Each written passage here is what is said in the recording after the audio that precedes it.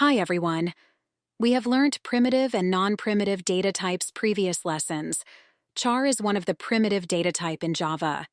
It is short for character and is designed to store characters from the Unicode character set, which includes letters, digits, punctuation marks, and various special symbols. We initialize data types using their name, and after that we use any name, right? So based on that first, we need to write char. Then we initialize a char variable by assigning a single character enclosed in single quotes. In addition to single characters, you can also use escape sequences to represent special characters.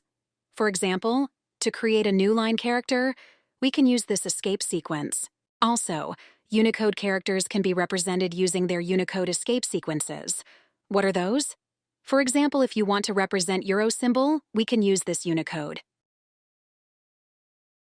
Maybe you can think that why are we using char instead of string? So, we can also write this capital A using string with double quotation instead of char my char is equal to A, right? We can use both. Choosing between them depends on your specific use case. If you're working with individual characters, char may be more appropriate. If you're dealing with strings or sequences of characters, then string is the way to go. Both representations are valid. The char data type takes up less memory than a string. Since it represents only a single character and is a primitive data type, it is more memory efficient when you only need to store a single character. Another difference is, comparing char values is straightforward using primitive comparison operators. It's a simple numeric comparison of the Unicode values of the characters. We use these comparison operators on Boolean video and compare two numbers using those operators. So let's make some practice about char. I have created a char practice class and will write my code inside the main method.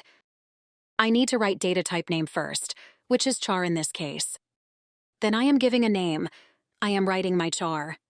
Then I need to write a single character enclosed in single quotes. I am writing a letter A, just for example, and close the code with semicolon. Now let's write the same variable using string. I am writing string first, then I am giving name as my string. Here is the difference beside data type name. We need to use double quotation while creating a string. Then I am writing value same as char. Then I will print both. Here I am writing first value name to print first.